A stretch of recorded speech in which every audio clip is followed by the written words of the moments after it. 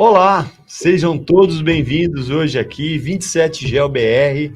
Hoje nós estamos aqui com Fernando Feitosa, geólogo, com muito conhecimento hoje, que vai compartilhar com vocês hoje aqui, tá? Vamos falar do Pernambuco, da geologia e hidrogeologia do Pernambuco. E meu amigo Lourenço vai apresentar, né, o Fernando, mas antes, deixa eu agradecer aqui os nossos patrocinadores, ok? Só para lembrá-los, né? Fenile, Brocas, Emar e também a Sampla, que está apoiando o nosso projeto aqui. Tá ok, gente? Lourenço? É isso aí, gente. Hoje ninguém pode perder. Se não entrou, tem que entrar já. É isso correndo, correndo. Hoje é uma oportunidade única que as pessoas têm para ver o Fernando Feitosa, hiper mega geólogo, hidrogeólogo, especializado na parte de Nordeste, Urucuí, a gente estava falando agora, estudando todo Urucuí. Então, a experiência que ele tem na parte de hidrogeologia, voltada, e é lógico, a gente faz a parte da captação da água com base na hidrogeologia. Hoje a gente vai ter a oportunidade dele explanar a parte da geologia do Pernambuco e trazer toda a experiência que ele tem para a gente. Oportunidade única, gente. Fala aí, Fernando, um pouco de você. Boa noite, Emerson. Boa noite, Lourenço. Boa noite a todos. Boa noite. Muito obrigado aí pelo convite. É um prazer estar compartilhando com vocês aí esse excelente programa que vocês têm aí de apresentações da geologia dos estados. Muito importante isso, principalmente para o pessoal do segmento de perfuração de poços. Eu acho que é um público cativo aí do canal de vocês. Eu vou fazer uma apresentaçãozinha. Eu pedi que coloque a apresentação. Deixa eu ir para a página inicial. Conheço a geologia de Pernambuco. Eu vou fazer aqui uma auto-apresentação, conforme foi solicitado aí pelo Emerson e pelo Lourenço, tá? Mas eu estou passando inicialmente aqui, eu trabalho no Serviço Geológico do Brasil atualmente, gente, e estou aproveitando a oportunidade para deixar a página institucional, uma propaganda institucional do nosso Serviço Geológico do Brasil, que faz 52 anos já, entendeu, de existência, levantando informações geológicas aí para o nosso Brasil. Eu me formei em 82 pela Universidade Federal de Pernambuco e logo em seguida eu entrei na Conesp. Aí fui trabalhar, eu não sei se vocês já ouviram falar, a Conesp era a Companhia Nordestina de Sondagens e Perfurações, subsidiária da Sudene. À época, foi criada em 1962 como braço executivo da Sudene. E foi uma empresa muito importante, ela trouxe muita experiência de fora do Brasil na época e normatizou o segmento de perfurações de poços na década de 1960. Ela foi uma empresa bastante importante no segmento de perfuração de poços e trabalhou intensamente até 1990, alguma coisa, quando ela foi extinta. Perfurando poços, instalando poços. Eu tive esse prazer de trabalhar na Conesp, no meu primeiro emprego, minha primeira experiência como geólogo, né, entre 82 e 85. Saí da Conesp e fui integrar a equipe do LABI, do UFPE, Laboratório de Hidrogeologia da Universidade Federal de Pernambuco. A gente fez um grande projeto, que é o projeto de irrigação do Gurgueia. Eu continuei trabalhando e aprendendo sobre perfuração de poços. Aí fui trabalhar com a CPRM, com poços de grande diâmetro, grande profundidade e grandes vazões, lá no Vale do Gurgueia. E depois saí, acabou o projeto, eu fui trabalhar como consultor na Aquaplan, entre 91 e 92, passei também como consultoria na Emater, 93 e 94, quando eu descobri que o mercado de consultoria era muito oscilante, e a gente ficava dependendo de, entendeu, hora ter, hora não ter. Então, eu fiz um concurso e entrei na FUNSEMI, Fundação Cearense de Meteorologia e Recursos, como pesquisador da FUNSEMI. Fiquei lá de 94 a 96, quando fiz o concurso, enfim, para o Serviço Geológico, para um concurso específico para hidrogeólogo, e entrei na CPRM, na época mais conhecida como CPRM, hoje efetivamente já definida como Serviço Geológico do Brasil, em 1997, onde estou até o momento. A solicitação feita pelo Emerson, foi a gente falar um pouquinho sobre a geologia e a hidrogeologia do estado de Pernambuco. Tá? Quem assistiu à live da segunda, né, onde o professor Didier, né, fez uma belíssima exposição, ele iniciou a exposição classificando os aquíferos, né, o tipo de aquífero. Da mesma forma que o professor Didier fez, eu também vou iniciar a apresentação classificando os tipos de aquífero. Os aquíferos, eles podem ser, basicamente, a gente pode dividir dois grandes domínios. Tá? O domínio que a gente chama assim, aquíferos isotrópicos, aqueles aquíferos que se comportam de uma forma mais uniforme, mais homogênea. São aqueles aquíferos onde todas as leis matemáticas desenvolvidas da hidrogeologia clássica, né? Aquelas leis de Tess, Jacob, Rantuch, esse pessoal todo que desenvolveu essa parte hidráulica, né, da água subterrânea, são aplicáveis, porque o aquífero se comporta com uma certa isotropia. E os aquíferos que são anisotrópicos, né, que são os aquíferos que são do embasamento cristalino, e eu estou dividindo ele, e eu vou falar isso mais na frente. O embasamento cristalino, de uma forma indiferenciada, por onde a água se acumula na porosidade secundária, formada por fraturas, as rochas vulcânicas, que têm um tipo de comportamento muito peculiar, que eu não vou falar, mas o Didier falou, porque ela ocorre em São Paulo, e ele está apresentando a geologia do estado de São Paulo, então, formação Serra Geral, que é uma formação que está intercalada nos sedimentos da bacia do Paraná, e uma formação importante do ponto de vista hidrogeológico pela sua extensão, tá? E sua boa capacidade de produção de água, com água de boa qualidade. Então, são as rochas vulcânicas, que também formam os aquíferos fissurais, e as rochas carbonáticas, que são as nossas suítes kársticas.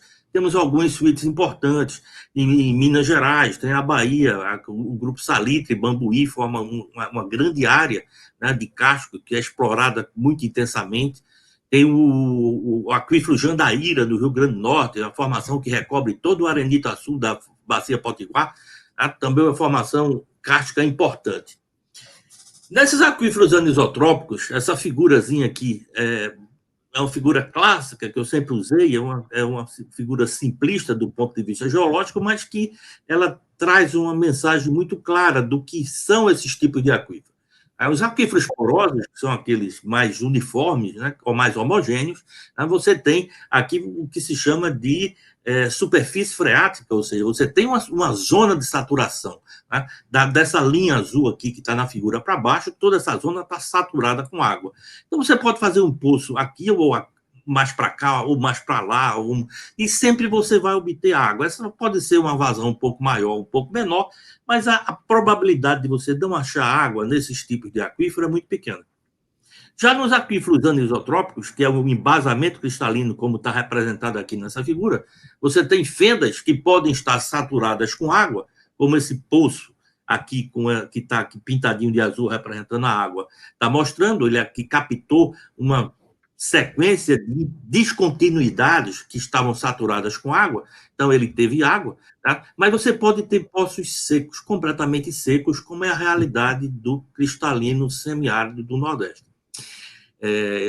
Muitos poços secos, que na época que eu trabalhava na Conesc, o pessoal chamava isso carinhosamente de Fluminense. Eu não sei da origem, porque era chamado de Fluminense. Tá? Mas quando era Fluminense, era quando era pó do começo ao fim. Você furava 70, 80 metros, entendeu? Rocha dentro, e só pó. A gente de longe via que era poeira, entendeu? Quando a gente ia chegando perto do poço, o poço está Fluminense, entendeu? Era aquele poço que não tinha água, porque quando tem água, aí para a poeira. Então é isso, entendeu? O poço, o aquífero fissural, ele é bastante irregular, heterogêneo, entendeu? E normalmente ele forma reservatório muito pequeno, com produção muito limitada de água. E os kársticos, certo? Da mesma forma, a água ocorre na porosidade secundária, essa figura aqui da direita. A água ocorre na porosidade secundária, formada pelos espaços vazios, com uma grande diferença. A água entra pelas fraturas e, como a rocha é calcário, esse calcário consegue ser dissolvido. Né? O CaCO3 se dissolve em função da existência de CO2, e aí, entendeu, você forma cavidades que podem ser de vários tamanhos, de vários formatos, né? Todas essas grutas lindas, maravilhosas, que a gente tem o privilégio de ter no Brasil, né? Em várias regiões aí de Minas Gerais, da Bahia, né? São formadas nesse tipo de rocha, são formadas em calcário. É tudo dissolução da rocha original pela presença de água. Então, você pode obter poços com vazões imensas, né, de áreas onde tem uma castificação muito forte, ou pode obter poços com vazões muito pequenas. A gama de produtividade dessas rochas cársticas é extremamente variável.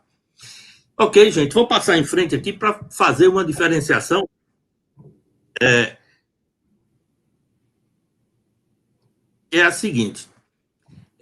Esse mapa, certo? Produzido aqui pela CPRM, eu fiz esse mapa agora essa semana, um colega que trabalha na parte de cartografia fez esse mapinha para mim, só para ilustrar para vocês, né? Os domínios hidrogeológicos. Então, tem aqui, pintadinho na cor azul, certo? Todas as ocorrências das bacias sedimentares, ocorrência dos aquíferos porosos. Né? Aqui cobre aqui 66%, entendeu, do Brasil, tá com aproximadamente 66%, tem coberturas sedimentares. Né? Aqui, toda a bacia do Paraná está recoberta por essa cor verde com os Vzinhos, que são os basaltos da formação Serra Geral. Né? E essa cor verde mais forte aqui é o embasamento, mas eu separei o embasamento da região úmida do embasamento da região semiárida. Tá? A região úmida, certo? Você tem uma característica que é o desenvolvimento de um regolito ou manto de intemperismo muito grande. Tá?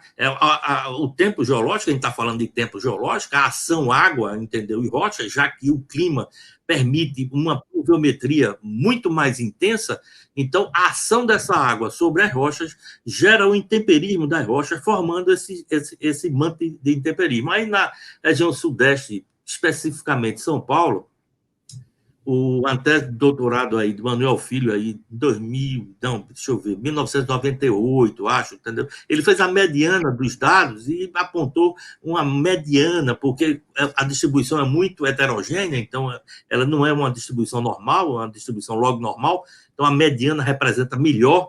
Então a mediana de espessura desses mantos de alteração era em torno de 30 metros. Tá? Isso varia, pode ser um pouco mais, locais com um pouco menos, tá? Mas considerar 30 metros aí para a região Nordeste, isso é espelhado tanto na região Centro-Oeste quanto na região Norte, nessas áreas de embasamento indiferenciado com o clima úmido, tá? Onde chove muito. Quando você chega no semiárido, entendeu? Aí você tem precipitação, às vezes, abaixo de 400 milímetros por ano. Tem região que chove bem do que isso, Cabaceira, na Paraíba, por exemplo. Tá? E aí você não tem mais manto de intemperismo. Tá? Uma característica importante da existência desses mantos de intemperismo é que os rios todos na região sudeste e norte são perenes, mesmo onde você não tem aquíferos porosos. Porque o manto ele funciona como um tipo de aquífero. Então, ele reserva a água e essa água é descarregada no rio, mantendo o rio perene. Aí, quando você chega no semiárido, você tem situações dessa natureza aqui, como as fotos estão mostrando. Aí você tem rocha. A rocha aflora. Eu já, muitas vezes, comecei poço em cima de afloramento de rocha, que não é muito adequado, mas já aconteceu. E vi poço dando água, furado em cima de rocha. Então, a situação é essa, entendeu? Ou seja, você não tem manto de intemperismo, toda essa zona de semiárido aqui, pintadinha desse verde mais claro no mapa, tá? Os rios são intermitentes, todo mundo conhece essa realidade do Nordeste. Quando chove, corre água nos rios, quando para de chover, para de correr água nos rios. Tá? Uma vez eu passei no rio Jaguaribe, considerado maior, era considerado depois, antes de ser perenizado pelos açudes, o Castanhão, né? Ele tinha um campo de futebol, né?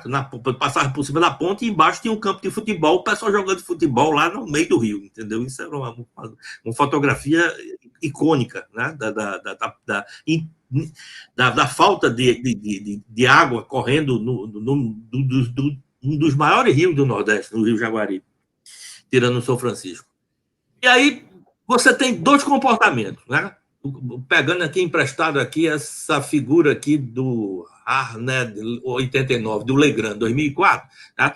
Onde você tem esse manto de intemperismo, né? no embasamento úmido, das regiões úmidas, tá? Você tem aqui o manto de temperismo, os rios são perenes, a figura está mostrando aqui, então você tem uma capacidade de armazenamento muito maior, porque a água fica armazenada nessa zona que fica um tipo de um material poroso, que tem capacidade de armazenar água, ela transmite essa água para as fendas de embaixo, entendeu? E pode ser captada, dependendo da tipo de granulometria que tiver, você até pode captar diretamente essa zona. Então, os poços aqui nessa situação funcionam como um poço misto, né? Poroso fissural, onde você tem uma recarga permanente dessa zona saturada em cima das fendas do cristalino.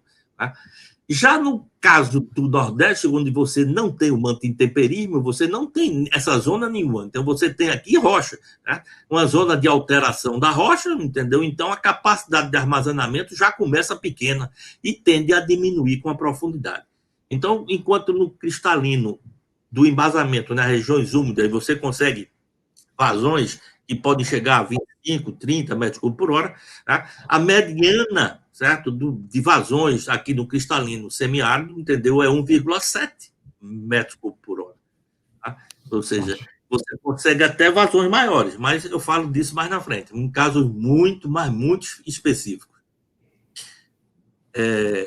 E a água, a qualidade da água. Né? Essa figurinha da esquerda, né, foi retirada do mapa hidrogeológico do Brasil, lançado pela CPRM em 2015, né? É o encarte. Isso aqui é um mapa de condutividade elétrica da água, certo? Que reflete diretamente, ela é diretamente proporcional ao sólido total dissolvido. Então, mostra a qualidade da água.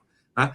Então, você tem aqui o azulzinho, é menor do que 150 microsiemens por centímetro, isso quer dizer uma condutividade, o sólido total dissolvido aqui então, entre 50 e 100 miligramas por litro, tá? E o vermelho, tá? É maior do que 4.000 microsiemens por centímetro, isso daria acima de 2.000 miligramas por litro de sólido total dissolvido na água. Então você vê que a concentração de água salinizada está aqui coincidindo com a região semiárida. Tá? E aí, quando você bota de lado o mapa de chuva, certo, do Brasil, tá? Você tem aqui em azul precipitações maiores de que 2.400 e aqui em vermelho precipitações menores de que 400 milímetros, certo, por ano. Você vê essa, digamos assim, essa condição, né, de que a qualidade da água subterrânea está intimamente ligada, né, ao clima, à quantidade de chuva que cai na região, principalmente. Isso não afeta os aquíferos porosos, a água está acumulada nesse meio poroso há um determinado tempo geológico, mas isso afeta diretamente os aquíferos do embasamento cristalino, são aquíferos livres, rasos, com características mais ligadas ao ciclo hidrológico, então muito dependente dessa questão de quantidade de chuva. Então, gente, eu fiz essa introdução para mostrar os domínios hidrogeológicos aqui do nosso estado de Pernambuco. Tá? Para quem não conhece Pernambuco, eu botei aqui duas figuras atrativas, entendeu? Para chamar, quem quiser vir conhecer, Pernambuco está de braços abertos para receber a todos. Tá? Mas esse mapinha aqui de domínios, ele em cor verde aqui, seria o nosso cristalino, certo? O embasamento cristalino indiferenciado, tá? Que o comportamento é similar em qualquer tipo de rocha. Tá? Esse verde escuro com esses achurras, entendeu? São as zonas kársticas, que basicamente em Pernambuco a gente não tem quase nada. Aqui, uma bordazinha da bacia do Araripe, que está mais ligada a evaporitos. Ou seja, aqui é o polo gesseiro, que produz gesso, né, do estado de Pernambuco, nessa zona aqui, onde está grafado aqui de verdezinho de calcário. Na verdade, isso é gesso. E em azul, pequenas áreas de bacias sedimentárias. A gente tem uma bacia sedimentar importante aqui no litoral, tá? Que é a mais explotada do estado, e depois você tem umas pequenas bacias, a bacia do Jatobá, eu tenho a discriminação delas aqui, tá? Tem 10 baciazinhas, entendeu? Que, como diz o velho ditado, em terra de seco, quem tem o olho é rei, né? E no mar de rochas cristalinas, uma ilha de sedimento, entendeu? É o paraíso. Então, você consegue água em quantidade expressiva e qualidade realmente muito boa. Então, você tem aqui a bacia de Pernambuco-Paraíba, certo? Eu vou dar uma passada em detalhe aqui nessas duas bacias, Pernambuco-Paraíba e a bacia do Cabo, que são as mais explotadas no estado. Depois eu dou também uma passada rápida aqui na bacia do Jatobá, na bacia do Araripe.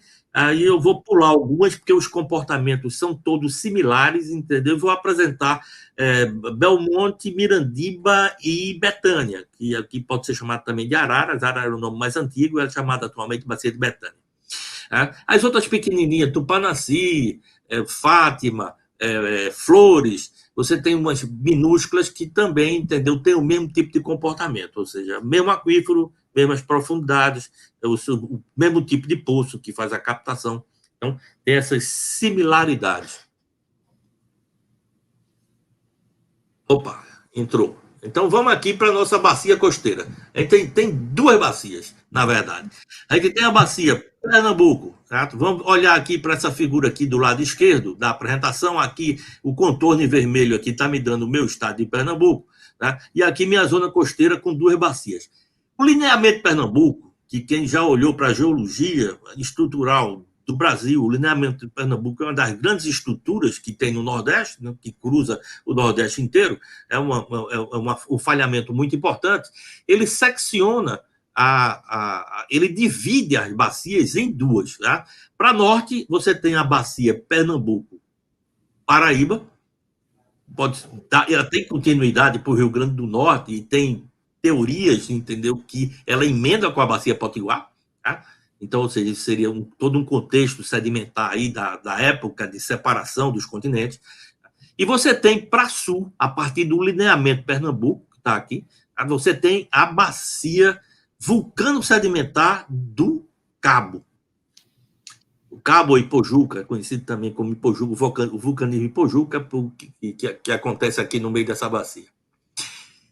Aqui na figura da direita, a gente tem uma coluna estratigráfica. Então, aqui na bacia Pernambuco-Paraíba, você tem uma sequência aqui. Você tem embasamento cristalino e você tem um aquífero importante, que é o aquífero captado. Eu vou me, digamos assim, focar, certo, mais na questão dos aquíferos que são captados, que é onde são furados os poços, tá? Que é o aquífero Bibiribe.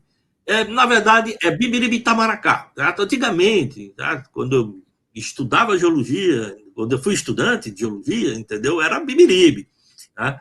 E formação Bibiribe, depois tinha os calcário Gramame, calcário Maria Farinha e depois barreiras como cobertura cobrindo tudo, tá? Mas a geologia vai evoluindo e as pessoas vão dividindo, né, e dando nomes novos às formações.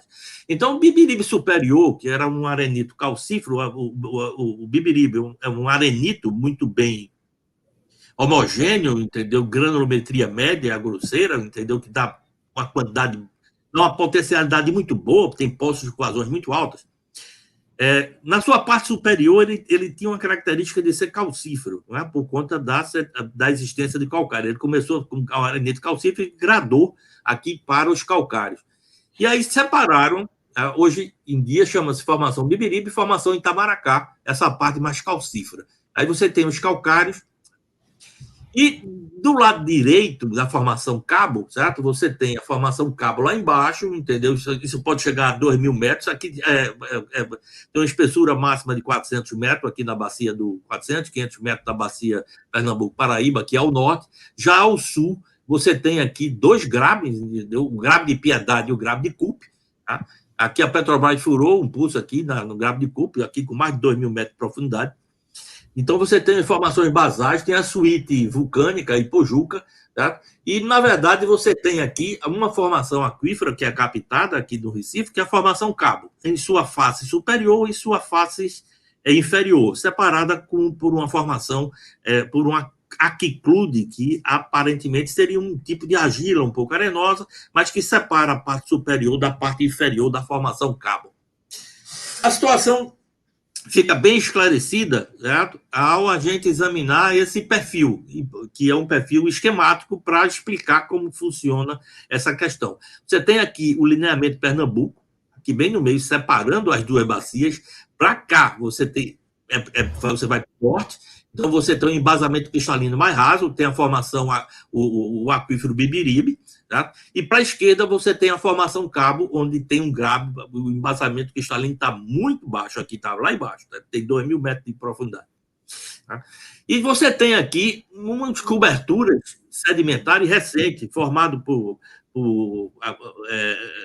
areias de aluviões, uma planície aluvionar, com mangues, uma série de... muito irregular, entendeu? Esses depósitos recentes, mas que recobre tudo, recobre toda a região metropolitana de Recife, esses sedimentos, formando uma grande planície, entendeu? Fluvio-aluvionar, certo? Aqui em cima dessa região. Então, ficou conhecido esses sedimentos mais recentes, entendeu? Eles têm capacidade de armazenar e produzir água, então eles também classificado como aquífero e ficou conhecido como aquífero Boa Viagem, que por conta da grande incidência de poços. A quantidade de poços em Recife, entendeu? Cresceu assustadoramente. Tá? Eu acho que talvez a transferência seguinte aqui explicasse isso, mas a quantidade cresceu assustadoramente a partir da falta de suprimento de água pela companhia de saneamento. Ou seja, a Copesa, tá, teve épocas que não conseguia suprir o abastecimento e fazia rodízio. Então, o pessoal de classe média alta começou a furar poços nos condomínios, tá, principalmente na região de Boa Viagem, aquele bairro de Boa Viagem, onde tem uma praia belíssima, entendeu? Que aqui nessa região ela é perigosa para paulista, tá? Porque os tubarões, que tem muito ataque de tubarão, gosta do pessoal de São Paulo, não sei porquê, mas vários ataques de tubarão, entendeu? Foram direcionados aos paulistas que tomaram banho aqui, mais ao sul, na região de Piedade. Mas aqui nessa região onde tem essas piscinas, a gente chama essas piscinas, né? Que são... Aqui não tem nenhum risco, não, que é exatamente a região de Boa Viagem. Mas aqui o pessoal de renda mais alta, entendeu? Ou seja, na falta de água, começou a furar poço. Tá? E aí a densidade de poços começou a aumentar tanto que os poços começaram a salinizar, e eu vou explicar na transparência seguinte. E aí foi criado, através de 3 estudos, chamado HidroRec 1, HidroRec 2 e HidroRec 3, tá? Conhecimento suficiente para se fazer um zoneamento explotável dos aquíferos da região metropolitana. Então, foi dividido em zonas para auxiliar a outorga de poços. Então, a zona vermelha aqui já não podia mais furar poço, a zona aqui já podia furar poço, mas com vazões baixas, e aí foi disciplinando, entendeu, a perfuração de poços aqui em toda a região metropolitana afetada pelo excesso de perfurações. Aqui a gente mostra que esses excessos, eu tirei essa figura hoje do nosso sistema de informações de água subterrânea da CPRM, o Ciagas, tem 10.000 poços aqui no município de Recife. E bem definido, 2 nuvens de densidade. Essa aqui é o norte, captando o aquífero Bibiribe, o lineamento de Pernambuco está passando mais ou menos aqui, onde divide as duas, né? Ou seja, aqui para norte, aqui não tem aquífero Cabo, ou seja, você capta os aquíferos muito superiores, que é a planície aluvionar, aquele aquífero Boa Viagem, ou você capta o aquífero Bibiribe. E aqui você capta também o aquífero superior, tá? Ou principalmente o aquífero Cabo. Tá? Então tem uma figura ilustrativa que vai mostrar isso. Com o tempo, gente, aqui só para ilustrar o nível estático, não estou falando do nível dinâmico, estou falando do nível estático dos poços, tá? Eles começaram a decair, tá? Em 1975, aqui 2000 ele já estava aqui, entendeu, numa curva de menos 108, ou seja, 108 metros abaixo do nível do mar. Isso provoca, entendeu, intrusão salina, ou seja, esse aquífero está em contato, é um aquífero costeiro, está em contato com o mar, ou seja, cada vez mais você, diminuindo a potenciometria dele, você faz com que a cunha salina vá andando em direção ao continente. Então, começou a salinizar poços aqui, por conta disso, aquela zoneamento explotável para tentar disciplinar a perfuração de poços. Não vou dizer recentemente, mas há uma coisa de 6, 7, 8 anos atrás, o Irata, aí de São Paulo, aí da USP, fez um estudo aqui chamado Projeto Coqueiral. Tá? Ele cita que aqui nessa região tinha 13.000 poços. O Ciagas está cadastrado 10.000. Tá? Então, a quantidade de poços clandestinos que deve existir, com certeza, isso deve passar de 13.000. A gente mostra aqui as 2 situações. Tá? O aquífero ao norte, que é o aquífero Bibiribe, tá?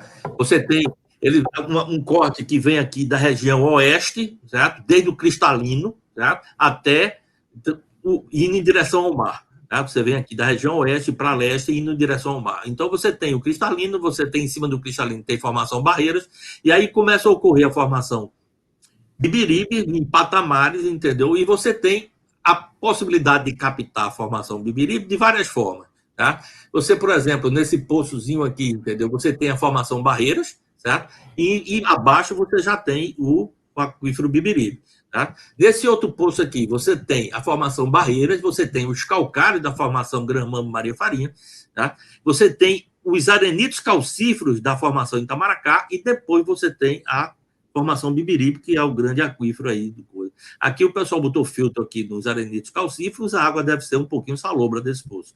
E aqui nessa situação aqui mais próximo ao litoral, tá? Você pega aqui diretamente aqui os calcários, entendeu? Passa pela zona de calcário, passa pela formação Itamaracá e pega uma grande espessura aqui de formação Bibiribe. Então, os poços típicos aqui são os poços, digamos assim, de maiores produtividade da região metropolitana de Recife, poço usado pela Compesa para abastecimento da zona norte da cidade, daqui da região metropolitana, cidades como Paulista, Igaraçu, Abreu e Lima, parte de Olinda, são abastecidas com água subterrânea oriundas do aquífero Bibiribe. Já essa situação aqui é de respeito aqui, essa figura abaixo, é uma esquemática mostrando o que acontece com a parte sul. Tá? Você tem aqui esses aquíferos superficiais, certo? Que começaram a ser explotados, e esses aquíferos, eles têm muita região de mangue, então tem muita água salgada. Então, e ele é muito contaminado, porque toda a urbanização, toda essa área é urbanizada. Então, tem uma grande quantidade de contaminação desse aquífero superior. Então, normalmente, as pessoas ultrapassam esse aquífero e captam, certo? Como um aquífero de produção, o aquífero cabo superior, tá? Que é essa parte que é isolada da parte de baixo, certo? Por uma camada mais argilosa. Tá? O que é que aconteceu? Tá? O nível potenciométrico, certo? Por conta do excesso de poços, rebaixou tanto, entendeu? Que induziu a água salgada dessa zona superior. Então, uma grande quantidade de poços começou a salinizar. Tanto por essa passagem de água via drenância vertical, por conta do desequilíbrio das pressões entre os aquíferos, quanto pelo avanço da cunha salina em direção ao continente. Então, tem uma grande quantidade de poços que está salinizado, entendeu? Hoje aí na região, abandonado, tá? E essa situação hoje, o órgão gestor tenta controlar com aqueles zoneamentos explotáveis, entendeu? Em relação à concessão de outorgas. Então, essa nossa bacia é a bacia mais explotada, com a quantidade maior de poços do litoral. Vamos dar uma rápida passagem aqui na bacia do Jatobá, do interior do estado. Essa é uma bacia, digamos assim, a bacia de maior dimensão territorial, tá? Mas ela só tem possibilidade de captação, certo? Os aquíferos que realmente são captados, essa formação Inajá-Tacaratu, que é um sistema. São duas formações geológicas de idade diferente, mas formam um sistema aquífero, porque é areia e areia. Aliás, arenito e arenito. Tá? É um arenito em cima do outro. Então, na verdade, hidrologicamente é um sistema único. Tá? Mas geologicamente você difere porque tem idades diferentes. Então, a área de ocorrência, certo, dessa formação, ela está aqui em marronzinho, ela vem aqui pela borda da bacia, esses sedimentos estão todos mergulhando para lá. O 10% dessa bacia é aqui nessa zona que eu estou passando o mouse, eu não sei se estão vendo, mas nessa zona mais ao norte, que está aqui desse verde claro, aqui tem mais de 1.000 metros de profundidade, certo? E aqui esses arenitos Inajá-Tacaratu, eles afloram, certo? Esses arenitos, aqui a gente mostra de uma forma mais clara, tá? Esse bloco 5 aqui, certo? E 4 formam 10% da bacia. São graves bastante afundados, tá? O 3 também já está mais afundado, e aqui você tem efetivamente aflorando aqui na Jatacaratu, onde, se você plotar aqui os poços existentes, vai tudo dar aqui em cima dessa região. Você tem aqui uma zona de alta produtividade do Inajá-Tacaratu, que é no Vale do Puiú. Aí tem um sistema tem uma bateria de 5 poços usado pela Compesa, Na verdade, eram 3 poços e foi ampliado pelo próprio projeto que a CPRM fez entre 2012, 2013 e 2014. Furamos 2 poços a mais, e aí ficou uma bateria de 5 poços, e isso ficou usado para abastecimento da cidade de Arco Verde, que é uma cidade grande, certo? Do agreste pernambucano. Esse projeto que eu falei, eu vou me deter aqui 5 minutos para falar isso. Quando começou a grande seca aí, que é a última grande seca do Nordeste, 2011, final de 2011, tá? Os reservatórios superficiais começaram a secar tudo, então o governo federal, à época, ele criou um projeto que ficou nas mãos da CPRM, da implantação de uma rede estratégica de poços. A CPRM contratou as empresas de perfuração de grande porte, e para perfurar poços que iam variar entre 400 e 1.000 metros de profundidade, certo? Aqui nas bacias dos estados, quase todos os estados foram contemplados, tá? Pelas bacias aqui sedimentares aqui do Nordeste. Aqui na bacia do Jatobá foram furados 2 poços, certo? Esse poçozinho que está aqui em vermelho, que eu estou mostrando a foto dele, entendeu? Que aqui ele foi instalado, certo? Ele está aqui instalado com a bomba tirando 130 metros por hora. Tá? O perfil dele é esse aqui. Tá? Ele atravessou uns sedimentos argilosos, entendeu? E depois entrou aqui no Inajá-Tacaratu, entendeu? Onde se colocou todas as seções de filtros. Tá? Esse poço foi perfilado. Vocês sabem que perfilagem é uma ferramenta extraordinária, entendeu? Para poder se fazer completação de poço. Eu realmente acho impossível hoje a gente não perfilar os poços para fazer completação. Então aqui você tem o perfil dele, e foi furado um poço aqui no Vale do Puiú, como eu disse, complementando a bateria de poços já existente, também dando a mesma ordem de grandeza, 120 metros por hora. Esse poço foi instalado, tá? É um poço onde até aparece o ex-governador de Pernambuco, que foi inaugurar o poço à época, tá? Que morreu no desastre de avião quando candidato a presidente na última eleição. E o ministro da Integração Nacional, né, o Fernando... O sobrenome. Bacia do Jatobá. Vamos dar um pinote agora ao sul do estado, certo? E a gente vai mostrar aqui a bacia do Araripe. Tá? Eu mostrei que aqui essa região aqui é o polo gesseiro, tá? Que parece aquelas grafadinhas de verde, parece calcário, mas é gesso. Tá? E a gente, assim, o Pernambuco não teve o privilégio, entendeu, de ter a possibilidade da água da bacia do Araripe. Tá?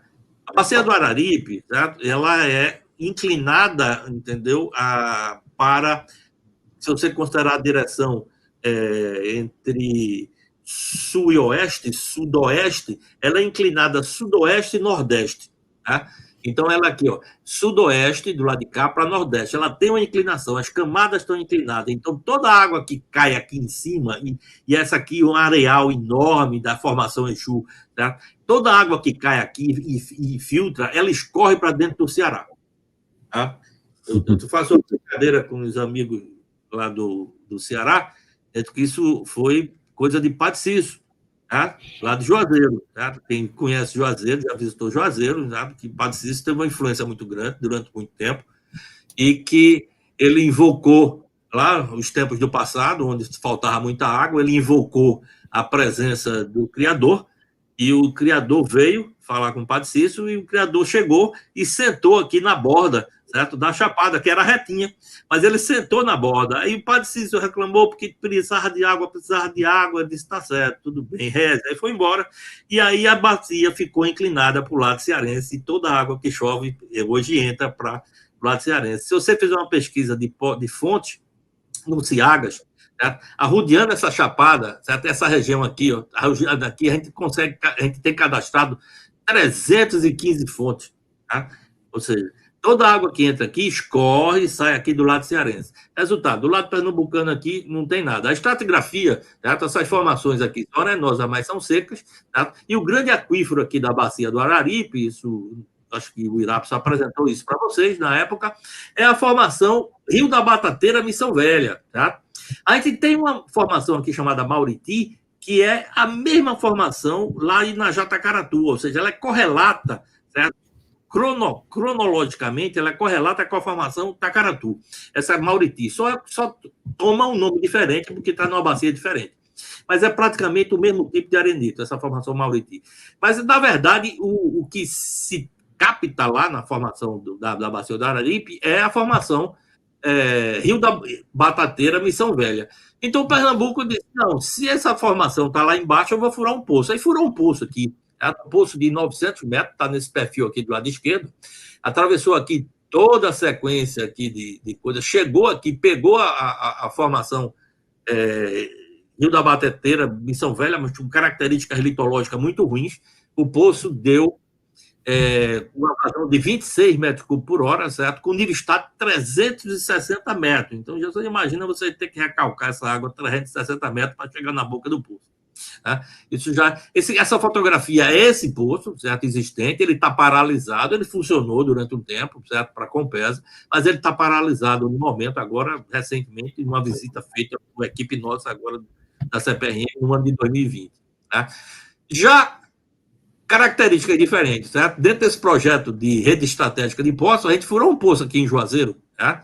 Bem pertinho lá de onde está a estátua de Padre Cícero, entendeu? E essa foto, o teste de bombeamento desse poço, o poço deu 130 metros cúbicos com nível estático de 60, tá? Ou seja, condições hidrogeológicas completamente diferentes.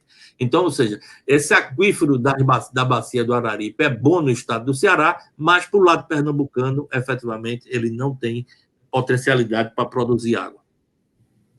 E a gente entra para as pequenas bacias interiores, né?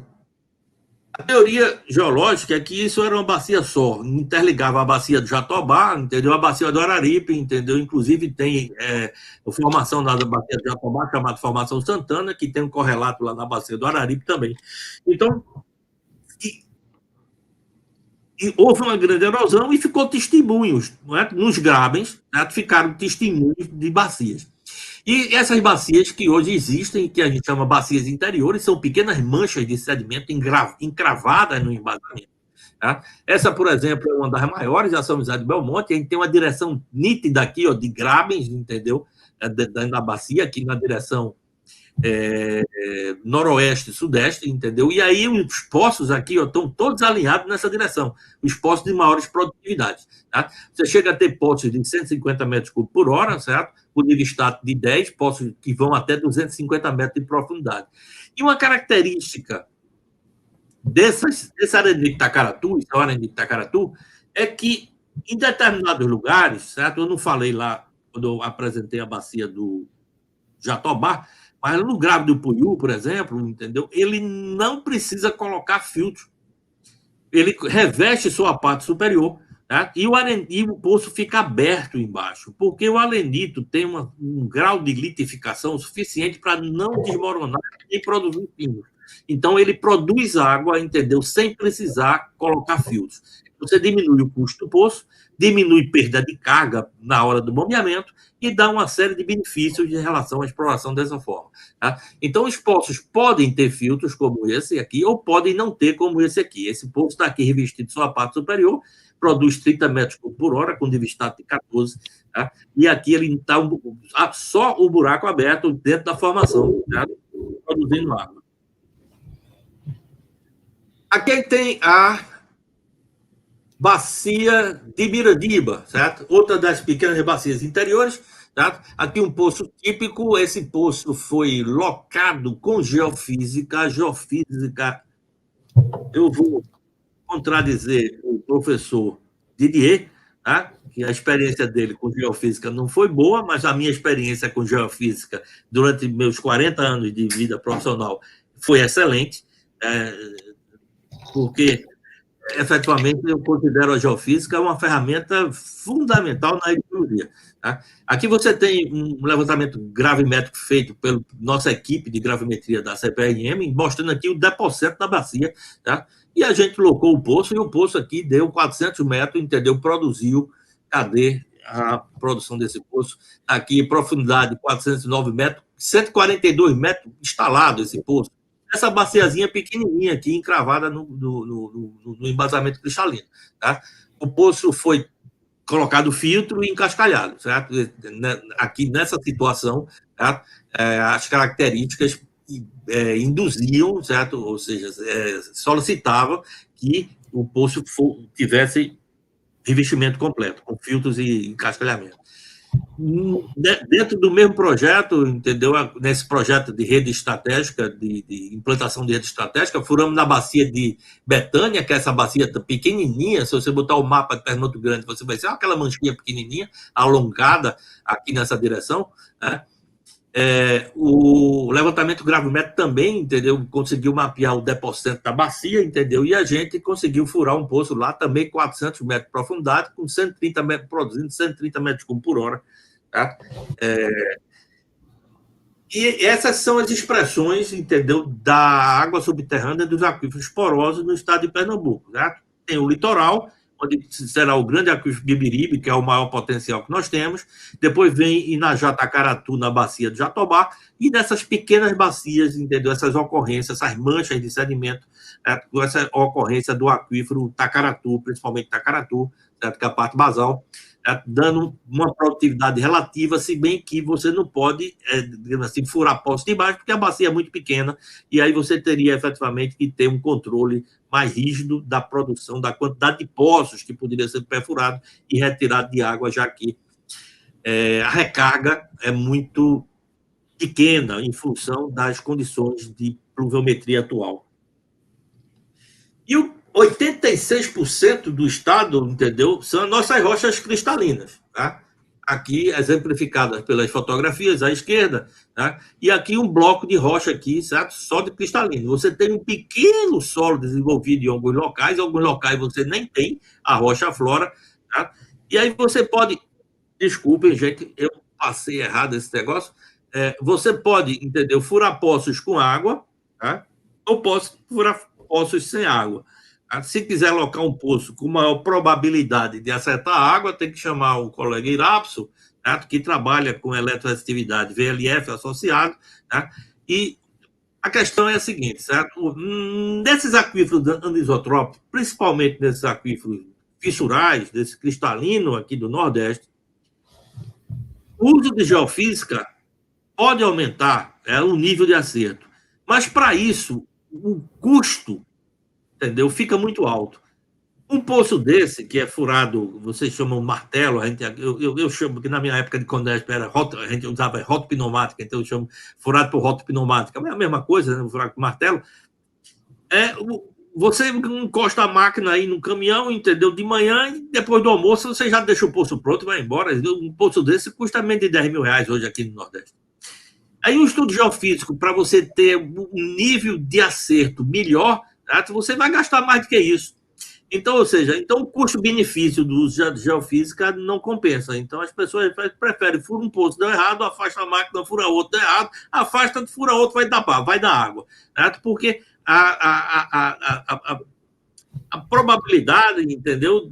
Porque existe uma irregularidade dessas descontinuidades saturadas muito grande.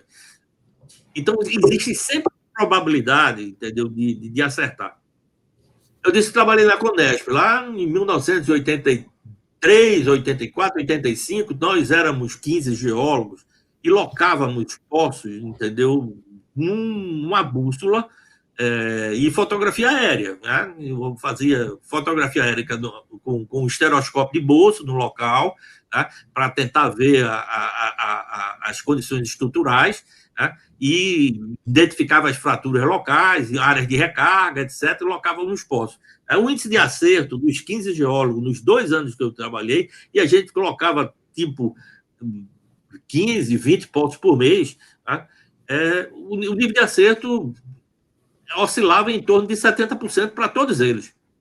Então, desde essa época, eu fiquei imaginando que talvez a ocorrência da água subterrânea no cristalino, e a gente colocava poço em todos os estados, tá? A Condesp atuava no Nordeste inteiro, né? Pernambuco, Paraíba, Bahia, Ceará, Rio Grande do Norte, tá? Então, assim, não é porque naquele local tem uma tendência. Não tinha, né? Era espacializado e era 70%, então eu fiquei imaginando, certo? Isso é apenas uma completa hipótese, que talvez o nível de distribuição de ocorrência de água nesse cristalino seja 70%. Certo? Então, qualquer pessoa teria 70% de chance de acertar, né, um poço desse. É por isso que as varinhas fazem tanto sucesso e eu não acredito absolutamente em varinha. Tá? Então, a geofísica pode melhorar? Pode. Agora, o custo-benefício é alto. Então, a gente tem que deixar isso bem claro, tá? Entendeu? Mas a ciência, ela sempre vem em primeiro lugar. Se você vai alocar 20 postos, então é recomendável que você faça uma geofísica da área. Certo? Que você vai ter seu nível de acerto efetivamente mais garantido. O que seria um aquífero fissural? Certo? O aquífero fissural, certo? Eu acho que a melhor definição foi dada pelo Manuel Filho, na tese de doutorado dele, que ele chamou isso de condutor hidráulico. Ele definiu o conceito de condutor hidráulico como sendo um sistema de descontinuidades, certo? Interconectadas, que ela está lá se cruzando lá por baixo, que a gente não está vendo, não está sabendo, tá? Elas estão saturadas e aí você fura um poço e faz uma conexão com elas, tá? Ou seja, estão sempre conectadas a um poço. Então, cada poço, entendeu? É um condutor hidráulico diferente, com características de produção de água, vazão e salinidade diferente. Você então tem aqui, por exemplo, se você pegar esse poço e aprofundar ele, ele passa de um tipo de um aquífero para de uma condição de produtividade e salinidade para outra condição de condutividade e salinidade, se ele pegar outra descontinuidade. Então, assim, é muito heterogêneo. Você tem tanto variações laterais, entendeu? Como variações verticais, certo? Na ocorrência da água subterrânea na região cristalina. Então, é uma maluquice esse troço, tá? Então, é difícil de você efetivamente controlar, tá? Então, em geral, as vazões médias, certo? O trabalho estatístico com quantidade expressiva representativa do ponto de vista estatístico, oscilando entre 1 e 2 metros cúbicos por hora. Tá? Isso, mediana de 1,7. Então, a gente sempre usou, certo, esses valores como referência desde essa época. Isso foi na época que eu trabalhei na FUNSEMI, ainda lá no Isidro de 1994. Tá? Excepcionalmente encontra vazões altas. O Irapson apontou lá no Ceará, no trabalho que ele fez, vazões altas, entendeu? Condições específicas. Aqui também, aqui em Pernambuco, a gente furou um poço aqui de 50 metros cúbicos por hora de vazão instantânea, certo? Eu nem acreditei. Eu loquei esse poço e eu não acreditei, porque as condições eram morfologicamente adversas, era um local alto tal. Depois, essa zona ficou sendo uma zona de interesse geológico, porque foram feitos 2 mestrados, um doutorado, entendeu? Exatamente por conta desse resultado anômalo. E depois verificou-se que existia uma dobra nessa região, entendeu? E essa zona era uma zona de charneira de dobra, entendeu? Que aí as fraturas estavam muito abertas, tinha uma área intemperizada muito grande, que servia como área de recarga, etc. e tal. Ou seja, uma condição completamente, digamos assim, específica, uma condição propícia, certo? Que fez com que o poço desse uma vazão elevada. Mas não é a normalidade. Tá? Aí, aqui brincando, mas na verdade a palavra era ser brincando com números, e aí em termos quantitativos, o que representa em termos quantitativos essa água, por exemplo, aqui, eu vou considerando aqui o Nordeste como um todo, a polígono das secas, tá? Se eu considerar 70% apenas do polígono das secas, certo? Eu tenho uma área de 790 mil quilômetros quadrados, tá? Não é demais imaginar, para quem conhece a região e a realidade aqui dos poços do cristalino do Nordeste, não é nada demais imaginar que a cada 5 quilômetros quadrados você possa conseguir um poço com água, produzindo água. Tá? Então, se você conseguir a cada 5 quilômetros quadrados um poço produzindo água, você poderia ter 158 mil poços produzindo água aqui na região semiárida. Tá? Se eu considerar o limite inferior daquela mediana, certo? Ou seja, considerar que esse poço produza 1 metro cúbico por hora. Tá?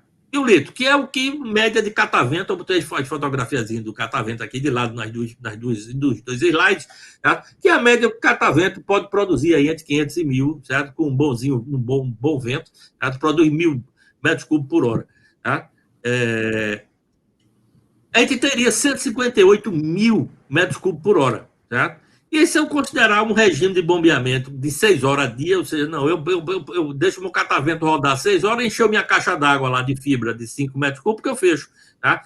E aí eu teria, entendeu, 948 mil litros por dia. Isso dá para abastecer 18 milhões de habitantes. E o que eu quero mostrar com essa brincadeira apenas é o seguinte: em termos de quantidade, a gente conseguiria água no Nordeste, mesmo com esse embasamento cristalino, produzindo vazões muito baixos. Tá? Mas a grande questão e o grande problema, certo? E aí eu generalizei para o Nordeste, porque Pernambuco representa, está dentro desse contexto, tá? O grande problema, certo, é a qualidade. Tá? Aí na figura da esquerda, certo? Uma figura bastante icônica, tá? A gente tem aqui plotado valores de condutividade elétrica retirados do CIAGAS da CPIM, do Sistema de Informações de Água Subterrânea. Tá? E aí eu dividi aqui esses pontozinhos em relação aos valores de condutividade elétrica em 3 classes. Onde eu botei aqui, azulzinho seria água boa, de boa qualidade, com condutividade elétrica menor do que 500 microsiemens por centímetro. O verde seria água salobra, entre 500 e 1.500 microsiemens por centímetro, certo? Que estaria aqui no limite da potabilidade, que é de sólido total dissolvido, tá? E aqui a classe 3 de água salgada, certo? Que seria acima de 1.500 microsiemens por centímetro. Então, você vê, certo? Que a água considerada de boa qualidade, água doce, entendeu? Você desenha, certo? Ela desenha o limite das bacias sedimentares do Nordeste. Tá? Você tem aqui no Piauí, isso é a bacia do Parnaíba aqui para a esquerda. Você tem a bacia do Araripe, que eu apresentei para vocês aqui. Essa mancha branca é o topo da bacia, onde tem que furou aquele poço de 900 metros, entendeu? Que o nível estático aqui é 350 metros. Então não tem poço aqui captando. Então tem a área branca aqui. Mas isso aqui é a bacia do Araripe. Aqui é a bacia de Recôncavo, aqui na Bahia, da Tucano médio, baixo Tucano, médio Tucano, alto Tucano, e Jatobá, aquela parte que entra em Pernambuco, que aqui é virada para a direita. Você tem aqui, ó, essa faixa costeira toda azul, isso aqui representa, em parte, as bacias sedimentares e, em parte, a zona da mata, porque aqui desse litoral, a gente tem zona da mata. O polígono das secas, ele passa à esquerda do litoral. Então, a gente tem na zona do litoral uma zona que chove acima de 1.000 milímetros por ano. Então, você tem solos bem desenvolvidos, você tem manta de temperismo. Então, a água do cristalino, entendeu? Se comporta como no cristalino úmido, nessa zona da mata aqui dos estados de Alagoas, Pernambuco, Paraíba e Rio Grande do Norte. Quando o litoral inflete para a esquerda, você não tem mais zona da mata, porque o semiárido encosta no litoral. O Ceará, por exemplo, o semiárido, entendeu? Vai até o mar. Aqui você aqui o Vale de Jequitinhonha, por exemplo, esse projeto da CPM, ele mapeou aqui no Vale de Jequitinhonha, certo? E a água toda de cristalino aqui, entendeu? No Vale de Jequitinhonha de boa qualidade. Por quê? Por causa da quantidade de precipitação. Chove muito. Aqui no sul da Bahia chove muito. A gente acabou de ter essas chuvas imensas agora, sul da Bahia e Vale de Jequitinhonha, causando catástrofes aí por conta das enchentes. Tá? E aí eu seccionei aqui, está misturado sedimento e cristalino, aí a figura da direita eu tenho só cristalino. Tá? E aí mostra aqui, entendeu? Esses traços pretos são traços completamente hipotéticos que tentam separar zonas de tendência de água de melhor qualidade no cristalino de água completamente salgada. Então, você teria uma zona aqui que seria a zona da mata, certo? De água de boa qualidade, aqui pegando o estado de Pernambuco, você tem uma zona aqui, Pernambuco quase toda aqui, que a água é totalmente salgada, tá? E você tem aqui uma mancha aqui intermediária, que já pega aqui o sul do estado do Ceará e o oeste do estado da Paraíba, com água de melhor qualidade, e aí no norte do Ceará aqui, entendeu? Você tem água de péssima qualidade também, né? Água muito salgada. E na hora que a gente encosta o mapa pluviométrico da região Nordeste, entendeu? Ou seja, isso fica muito nítido, entendeu? Que está diretamente ligado com a precipitação. Aí que você tem uma mancha aqui de maior precipitação, entendeu? Exatamente essa região aqui, ó, de água de melhor qualidade na região do embasamento cristalino. Certo? Você tem uma mancha aqui de baixa, certo? Precipitação, entendeu? Que vem lá do Rio Grande do Norte, passa pelo norte da Paraíba, ao norte do Planalto da Borborema, a leste do Planalto da Borborema, e emenda aqui para o Pernambuco, para o oeste de Pernambuco. Aqui, ó, exatamente isso aqui, ó, a zona de extrema salinização, tá? Mostrando que é a zona de menor precipitação pluviométrica, tá? Mostrando essa ligação. Então, a nossa água do cristalino, entendeu? Ela é salgada por condições climáticas e a gente tem que conviver com isso. E eu fecho a apresentação, acho que eu até passei do tempo, peço desculpa, mas eu fecho com um versozinho um verso não, um texto, certo? Que é de Graciliano Ramos, certo? Que está lá em Vidas Secas, para quem leu, e ele diz assim, um dia, sim, quando as secas desaparecessem e tudo andasse direito, seria que as secas iriam desaparecer e tudo andar certo? Não sabia. Então, Graciliano Ramos, entendeu, escreveu Vidas Secas, que é um ícone, entendeu, de quem já viveu, trabalhou, viveu as condições de seca aqui no Nordeste brasileiro. Eu agradeço, certo, no meu nome, certo, e o nome do Serviço Geológico, a oportunidade de apresentar alguma coisa aí de geologia e hidrogeologia do estado de Pernambuco, ampliando aí um pouco aí para a região Nordeste. E agradeço ao canal e agradeço especialmente ao Emerson e ao Lourenço. É isso. Nós que agradecemos, Fernando. Foi excepcional a apresentação, muito bem indicado aí pelo amigo Irabson, né, que está aí presente também, né? Eu acho que esse negócio da água aí para o Ceará é a arte do Irabson. Alguma coisa que eles aprontaram lá. O cearense é um bicho danado, tem que tomar cuidado. Eu não posso falar mal, não, porque eu morei muitos anos lá em Fortaleza, eu tenho 2 filhos cearenses, então eu tenho uma afeição muito forte com o Ceará. Que bacana. Tem alguma dúvida, Lourenço? O Fernando fez uma apresentação fantástica, aí fica deixando a gente até sem meio dúvidas. Eu tenho uma questão assim, eu vi bastante sobre esses mapeamentos das áreas que você colocou, né? 86% das áreas cristalinas, 14% do estado que elas vão ser sedimentares. Quando você cruza esses dados aí com a densidade populacional, ela também representa isso, porque você falou que a grande quantidade de poços lá estão até mais próximo da região metropolitana. Eu lembro que uma vez, conversando com o pessoal lá, falando, olha, 80% da população do estado está lá para o lado da região metropolitana, que é tudo, vamos dizer assim, cruzando com a água e a densidade populacional. Ela corresponde assim mesmo? Não acho que, eu não sei não, assim, Lourenço, de cabeça esses números de densidade populacional de Pernambuco, não. Mas eu não acredito que chegue perto de 80% do estado, não. Ele tem grandes polos, grandes cidades no interior, como Petrolina, que tem toda a parte, entendeu, de irrigação, lá usando água do São Francisco, e tem um polo muito grande naquela região. Então, tem uma concentração de pessoas muito grande ali.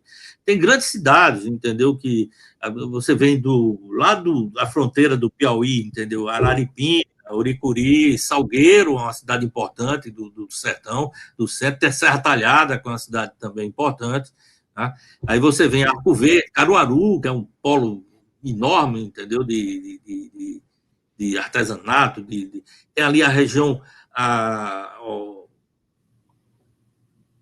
do lado norte de Caruaru, que tem um polo de confecção lá em Santa Cruz de Capibaribe hoje, entendeu? Um polo de confecção enorme, então tem uma concentração de renda, e aí isso agrupa pessoas, né, também, né? Você tem...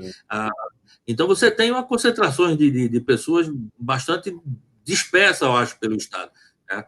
A água, claro, entendeu? As pessoas sempre procuram a água. Todas as cidades nasceram nas margens de rios, né? Se você pega todas as cidades, as grandes cidades do mundo, né? Todas elas estão nas margens dos rios, né? Então, a água é fundamental para a civilização humana, sempre foi, tá? Mas eu acho que Pernambuco tem uma diversidade, e aí sempre conseguiu, entendeu? Com a barragem, açudes, entendeu? E aí, entendeu? Com transposições, entendeu? Água através de adutoras, né? De bacias hidrográficas para outras bacias hidrográficas. Agora a transposição do São Francisco agora está melhorando a situação, tá? Está levando água aí, entendeu? Para diversos locais que antes não tinha, e eu acho que é por aí. Deixa eu até aproveitar outra, sobre as outorgas. Como que está o processo de outorgas aí no estado? Do licenciamento, tanto de perfuração, você falou um pouco dessas zonas de zoneamento, mas principalmente na parte da Grande Recife, lá, né, que ele está mapeado. Mas, assim, a nível do Estado, como que é o processo de outorga? Ele é facilitado, ele é complexo, as pessoas atingem muito ele, não? É assim, a maior questão de outorga é na região metropolitana, né? Porque a maior quantidade de postos que existe e a maior solicitação, certo, de outorga na região metropolitana. Tá? Todas essas bacias sedimentares que eu apresentei, São José de Belmonte, Mirandiba, Jatobá, Fátima, Betânia, todas elas foram estudadas, certo? Com fomento da Secretaria de Requisitos, a Secretaria de Requisitos do Estado de Pernambuco contratou estudos hidrogeológicos, tá? A consultorias que fizeram esses estudos, e sempre no relatório final é solicitado que indique um zoneamento explotável, para subsidiar a outorga nas bacias sedimentares. Eu acredito que nessa região de Cristalino, que chega a 86% do estado, entendeu? Os poços não são outorgados, outorgados porque as vazões são muito pequenas. Tá? Não existe um critério, entendeu, para poços no Cristalino. Eu acredito que seja isso. Eu não tenho nem certeza absoluta, mas a última vez que eu me informei sobre essa questão, com alguém aí do estado aqui sobre essa questão, era assim que funcionava. E tem mais uma aqui, só para finalizar, deixar o Emerson aqui também participar sobre contaminação. Isso é uma coisa que a gente fala muito. E, bem lembrado, Lourenço. Principalmente na orla, eu sei que tem... E aí a gente vai entrar um pouco dentro da linha que a gente fala do perfurador de sucesso mesmo, que é o foco que a gente dá para o novo perfurador, para o velho perfurador, para ele pensar em trazer a tecnicidade para a perfuração de poços, onde que a gente bate muito em cima de norma, em cima da assessoria de geólogos, e a informação que a gente sempre teve, que grande índice de contaminação, principalmente na orla, são por execução de poços fora da norma, ou seja, sem tubos de proteção sanitárias, contaminações por causa de fossas, né, daquela orla. Como que anda todo esse processo aí de contaminação e como ele se deu o acompanhamento deles?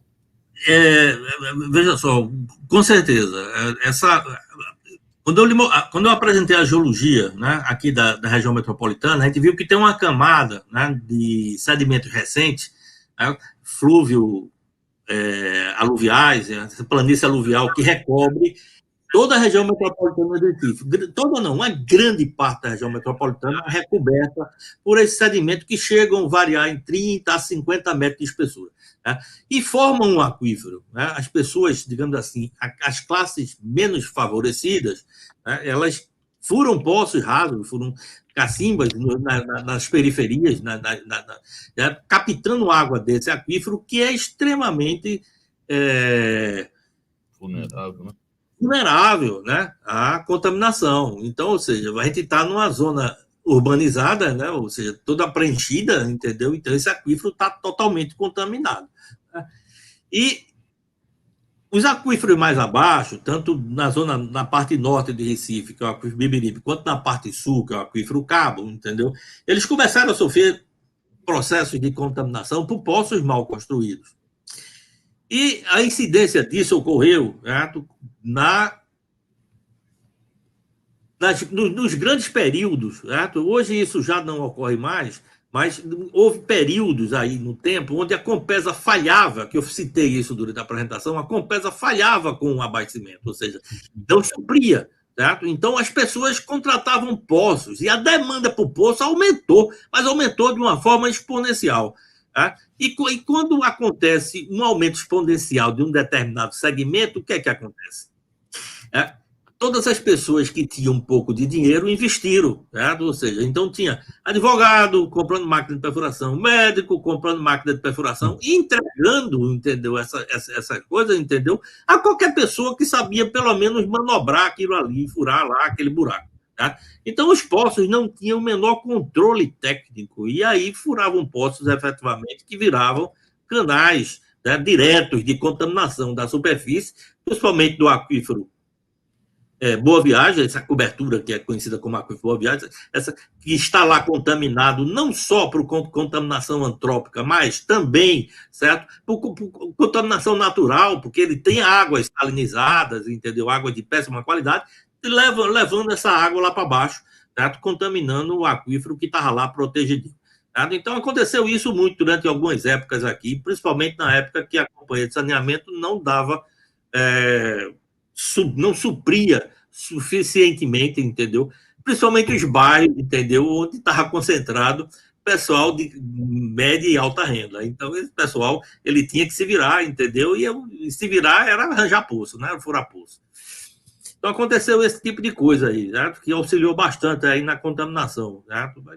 Hoje já tem um certo controle, essa demanda não é tão alta, tem essa zoneamento, né, explotável, foi feito pelos projetos Hidrorec 1, 2 e 3, comandados aí pelo professor Valdir Duarte Costa, um dos hidrogeólogos pioneiros, lá formado em 1961, 62, um dos pioneiros aí da hidrologia aqui do nosso país. É isso. Fernando, é muito bom aí, bem, excelente a lembrança aí, né? E é bom sempre a gente tá inteirando o pessoal que está assistindo aqui, porque tem pessoas que querem perfurar poços também, entender que existe, né, um risco muito grande de perfurar um poço. Às vezes, tá faltando água na minha casa, tudo tal, mas procura se inteirar como que é a norma construtiva do poço, né? Então, porque eu tenho certeza que a pessoa que está procurando água, suprir uma necessidade básica, ela quer saúde, ela não quer um problema, né, para a família dela, né? Então, isso não acontece só no seu estado, não. Aqui acontece muito a falta de informação, tanto do perfurador quanto do cliente que está comprando, né? Às vezes vai pelo projeto mais em conta, mais barato, e ele às vezes acaba trazendo um problema para a família dele, né? Então é importante ter projetos que atendam normas construtivas, com isolamento sanitário, que também o perfurador entenda que um poço bem construído é o melhor propaganda dele, né? A gente sempre fala isso e não é à toa que a gente acabou desenvolvendo esse projeto do perfurador de sucesso, que é mostrar para os perfuradores, né, tanto operador quanto donos de empresa, que é possível fazer bem feito no mesmo tempo, entendeu? Então esse é um slogan aí que a gente está organizando aqui, que é fazer bem feito, fazer com carinho, fazer para os netos, né? Fazer aquilo que você vai se orgulhar, né? Então é isso aí. Fazer uma ponderação, Emerson, veja só. Existe uma coisa chamada eficiência hidráulica de poços, né? Quando você bombeia um poço e tira a água dele, entendeu? Tem uma série, entendeu, de ações que acontecem, não são ações, de componentes, entendeu, que acontecem em relação ao fluxo da água dentro do aquífero caminhando em direção ao poço. Quando você caminha, certo? Você gasta energia. Qualquer pessoa caminhar gasta energia. É até bom a gente caminhar, entendeu? Essa pandemia, pra gente ficar parado, entendeu? A gente engordou para danar. Eu, por exemplo, engordei um bocado, tá? Nessa pandemia. Porque gastei pouca energia, né?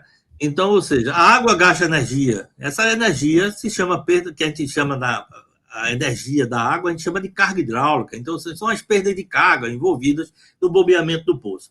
Então, quanto melhor o poço for construído, usando filtros adequados, cascadas adequadas, metodologias de limpeza e desenvolvimento do poço adequadas, certo? Você vai minimizando essas perdas de carga, que provoca, entendeu, um rebaixamento maior da água dentro do poço. Tá? Esse rebaixamento maior vai ser traduzido para um custo maior, entendeu, de energia na hora que ele bombeia. Tá? Então, ele pagar o poço uma vez, ele paga o poço uma vez, mas paga a conta de energia todos os meses.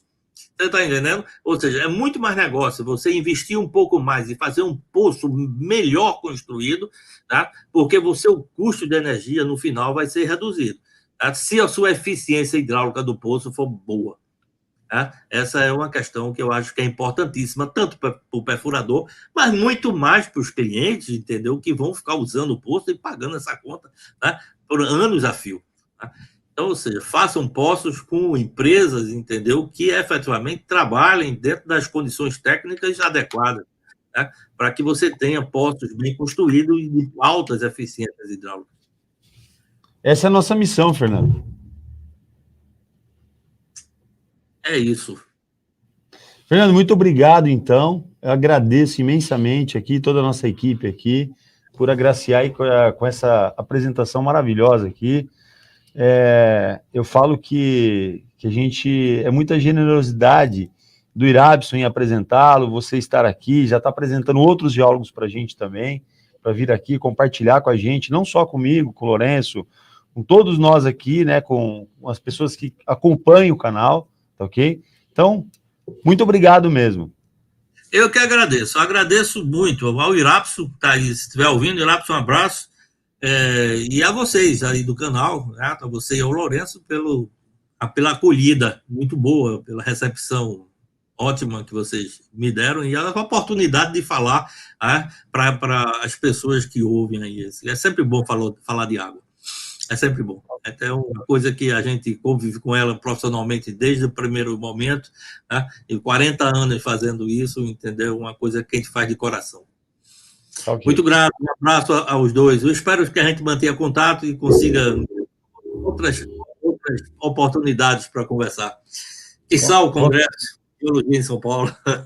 Exatamente. Valeu, Fernando. Grande abraço, hein? Obrigado. Tudo de bom. Para você. Até mais. Ok.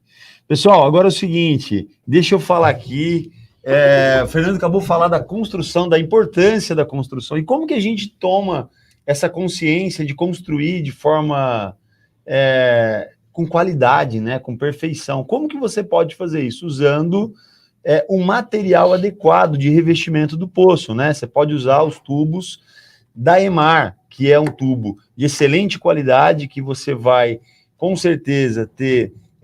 não vai ter uma reação química na água, né? E você pode também trabalhar com tubos edutores para descer a bomba, para bombear a água do seu poço, ok? Você vai ter um empenho, um desenvolvimento melhor, e também economia. O Fernando estava falando aqui da economia, né?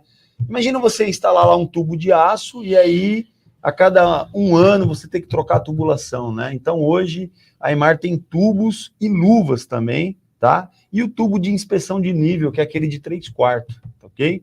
Bom, e aí o seguinte, também, se você vai trabalhar com altas vazões também, num poço, e você precisa bombear grandes volumes de água, você pode usar uma mangueira flexível, tá? E a Sampla, ela te ajuda, não só com a mangueira, mas também com os terminais de inox, pode ter certeza, é um custo-benefício, né, que você vai estar investindo, muito parecido com o aço, então esquece o tubo de aço, porque aí você vai estar fazendo um péssimo investimento, não só você, porque você pode ter problema na qualidade da água, e o teu cliente também pode te acionar depois, cobrar que você vai lá e troca a tubulação. Então já instala mangueiras da Sampla, ok? Mangueiras flexíveis. Bom, e para encerrar, né? Como vai construir os poços? Com brocas e alargadores, Fenile brocas, procura o Fenile aí, o Márcio, tá? E você que está assistindo hoje aqui, você tem um bônus de R$1.000 para brocas de até 9/7/8 e acima de 9/7/8, R$2.000, um bônus. Fala para ele, o Fenile, ó, eu assisti lá, tá? Uma apresentação do Emerson Lourenço lá, eu quero o meu bônus, tá bom? Pode falar com ele lá. Bom, gente, então a gente vai ficando por aqui, tá ok? Quero agradecer imensamente o Fernando, a audiência, todo mundo que esteve aqui hoje, tá? É sempre bom estar conhecendo, eu aprendo a cada dia aqui, né, Lourenço? A gente, mesmo Lourenço que tem muita experiência aí, é um momento de a gente olhar, conhecer o nosso Brasil, a geologia, né? Então, é com muito carinho que a gente está fazendo esse projeto aqui, a gente fica até ansioso para a próxima, ok? E segunda-feira temos aí a próxima apresentação. Então, segundas e quintas. Fechou, Lourenço? Fechou. Gratidão às pessoas aqui, ao Fernando, na apresentação, E vamos para a próxima. Vamos para a próxima. Gente, um grande abraço. Fiquem com Deus, hein?